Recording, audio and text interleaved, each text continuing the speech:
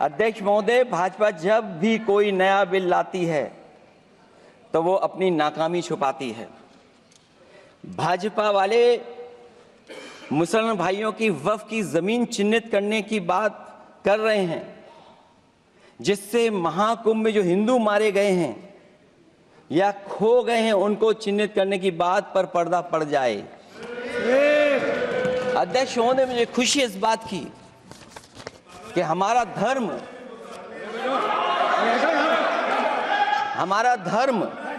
अध्यक्ष महोदय नहीं कुछ कहना चाहते हैं नहीं प्लीज, उनको अलाउ नहीं किया। अध्यक्ष महोदय, कुंभ में आस्था सबकी है, कोई ऐसा नहीं जिसकी आस्था ना हो। और कुंभ कोई पहली बार नहीं हो रहा था। ये भारतीय जनता पार्टी के लोगों ने ऐसा प्रचार किया कि 144 वर्षों के बाद पहली बार महाकुंभ होने जा रहा है और लोग निकल पड़े। सरकार ने कहा कि हमारी तैयारी 100 करोड़ की है, लेकिन तैयारी 100 करोड़ की भी नहीं थी। जिस तरह लोगों की जान गई है वहां पर, सरकार ने खुद स्वीकार किया अध्यक्ष महोदय के 30 लोगों की जान गई है। आज अध्यक्ष महोदय, मैं कहना चाहता हूं कि डिजिटलाइजेशन कर रहे हैं आप कहते टेक्नोलॉजी का हम इस्तेमाल करेंगे, जमीनों को हम मैपिंग कर करके डेटा एंड रिकॉर्ड ठीक करेंगे।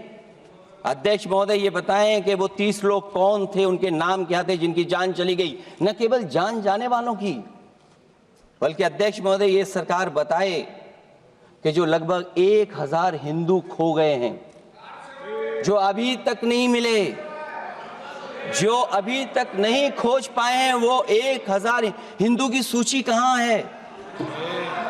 और फिर धर्म कारोबार की बात है, जो ये लोग गोली। अध्यक्ष महोदय, मैं कार सेवक वाली बात इसलिए नहीं छेड़ना चाहता हूं। अध्यक्ष महोदय, ये शायद माननीय सदस्य जानते नहीं कुछ सच्चाई नहीं जानते। अध्यक्ष महोदय, ये संविधान की वजह से, संविधान को बचाने के लिए, हिंदू एकता को बचाने के लिए कुछ फैसले लिए गए, लेकिन एफआईआर हम लोगों पे नहीं लिखी गई थी। एफआईआर उन पे लिखी गई थी जो बेचारे तैयार हो गए थे सुबह, लेकिन पता नहीं कहां से फोन आया था, कहा था कि अब तैयार तो हो गए हो, लेकिन आप शिलान्यास में नहीं आ सकते। बहुत सही। इसलिए बात को इधर से उधर नहीं में ले जाना चाहता। अखिलेश जी, जरा वक्त पे भी आ जाओ। अच्छा, वक्त पे आ रहा हूं। नहीं, वक्त पे अध्यक्ष इसलिए आ रहा हूं क्योंकि वक्त समझने के लिए भारतीय जनता पार्टी की सोच क्या है।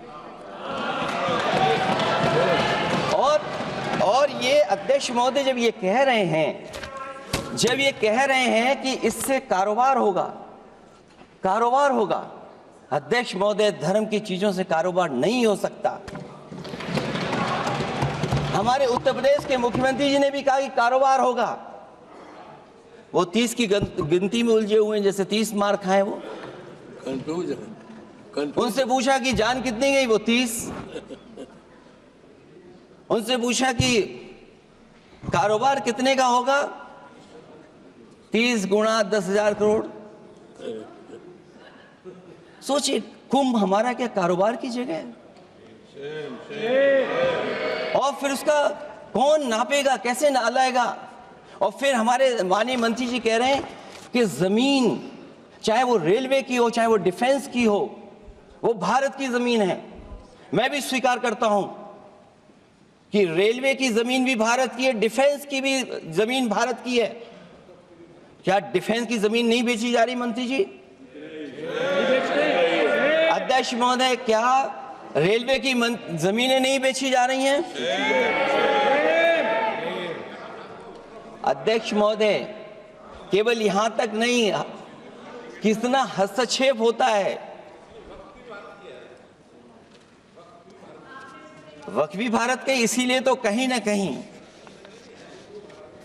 वक्फ की जमीन से, अध्यक्ष महोदय, माननीय मंत्री जी बताएं, और मुझे उम्मीद है कि जब जवाब देंगे तो बताएंगे कि वक्फ की जमीन से बड़ा मुद्दा वो जमीन है जिस पर चीन ने अपने गांव बसा लिए हैं, लेकिन कोई बाहरी खतरे पर सवाल बवाल न करे, इसलिए ये बिल लाया जा रहा है।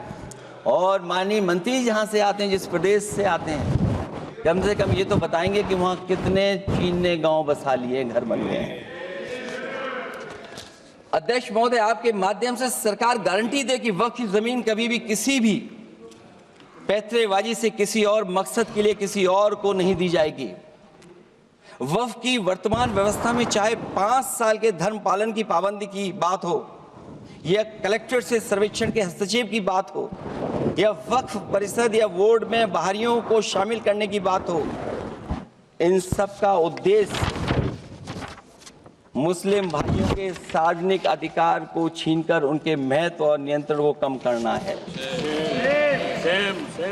ट्रिब्यूनल के निर्णय को अंतिम न मानकर उच्च न्यायालय में लेकर जाने की अनुमति देना दरअसल जमीनी विवाद को लंबी न्यायिक प्रक्रिया में फंसाकर वक्फ भूमि पर कब्जों को बनाए रखने का रास्ता खोलेगा। सबसे बड़ी बात यह कि वक्फ बिल के पीछे की न तो नीति सही है न नीयत, ये देश के करोड़ों लोगों से उनके घर दुकान छीनने की भी साजिश है। भाजपा एक अलोकतांत्रिक पार्टी है, वो असहमति को अपनी शक्ति मानती है। जब देश के अधिकांश राजनीतिक दल वक्फ बिल के खिलाफ हैं, तो उसे लाने की जरूरत क्या है, जो जिद क्यों कर रहे हैं सरकार। वक्फ बिल का लाना भाजपा की सियासी हट है। वक्फ बिल भाजपा की सांप्रदायिक राजनीति का नया रूप है।